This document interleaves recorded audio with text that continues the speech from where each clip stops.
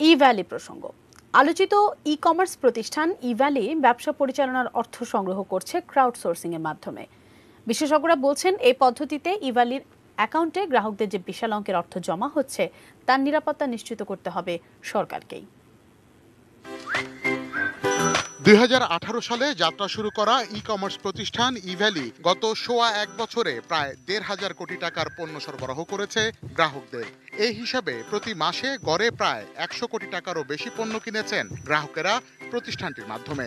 আমরা চেষ্টা করি যাতে এখানে একটা ক্যাশব্যাক দিতে, যে ক্যাশব্যাকটা দিয়ে সে একটা রিওয়ার্ড পয়েন্টের মতো, যে রিওয়ার্ড পয়েন্টটা সে ফার্দার কেনাকাটায় ইউজ করতে পারবে। ধরা যাক ই ভ্যালির গ্রাহক সংখ্যা 10 লাখ।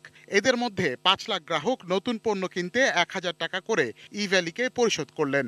শর্ত অনুযায়ী টাকা জমা দেওয়ার 2 মাস পর গ্রাহক পণ্যটি হাতে পাবেন। তাহলে এই 2 মাসের জন্য 5 লাখ গ্রাহকের পরিশোধিত 50 কোটি টাকা ই ভ্যালির অ্যাকাউন্টে জমা থাকছে।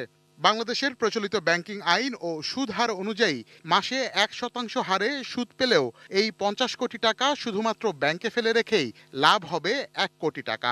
এই যে গ্যাপটা সেটা সে কি করছে, এটা আমাদের আসলে চিন্তা করার বিষয়। তারা নেগোশিয়েট করার জন্য টাইমটা নিচ্ছে, নাকি হচ্ছে যে এটা ব্যাংকে রেখে টাকাটা ইয়ে করছে, মানে ইন্টারেস্ট নিচ্ছে, এটা আবার একটু ডিফারেন্ট ইস্যু।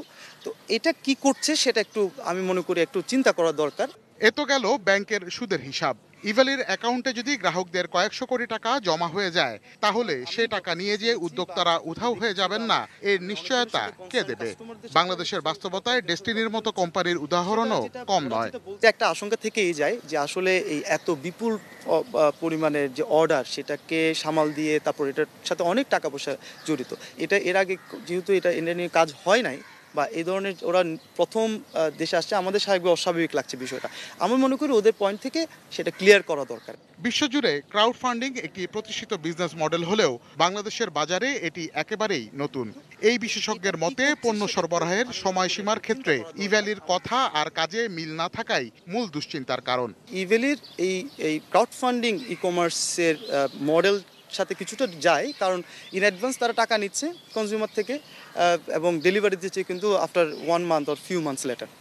তো ফলশ্রুতিতে কনজিউমাররা কিন্তু কনজিউমার হিসেবে আমি জানি যে আমার এটা প্রোডাক্টটা এত তারিখ, কারণ ওখানে ডেফিনেটলি লেখা থাকে। তো আমি জানি এতটুকু। এরপরে যখন যাচ্ছে তখন কিন্তু আমি যে কনজিউমার হিসেবে কিন্তু আমার এটা সমস্যা হচ্ছে। আমাজন কিংবা আলিবাবার মতো বিশ্বখ্যাত অনলাইন মার্কেট প্লেসেও প্রিপেড সিস্টেম বা পণ্য হাতে পাওয়ার আগেই মূল্য পরিশোধের ব্যবস্থা রয়েছে। কিন্তু এসব প্রতিষ্ঠানে পণ্যের মান, সরবরাহের সময়সীমা এবং সার্বক্ষণিক কাস্টমার কেয়ার সার্ভিস থাকায় কখনোই আস্থা সংকটে ভোগেন না গ্রাহকরা। আর ই ভ্যালি ঠিক এই জায়গাতেই পিছিয়ে রয়েছে বেশ অনেকটা। কনজিউমার কিন্তু অনেক বেনিফিটেড হয়েছে। 90% বা 95% কনজিউমারের স্যাটিসফ্যাকশন লেভেল ভালো, কিন্তু 5% কিন্তু আমাদেরকে ওভারলুক করা যাবে না, তাদেরকেও আমাদের চিন্তা করতে হবে। সেটার বেশি। Mofidul Topu, ATN news, Dhaka.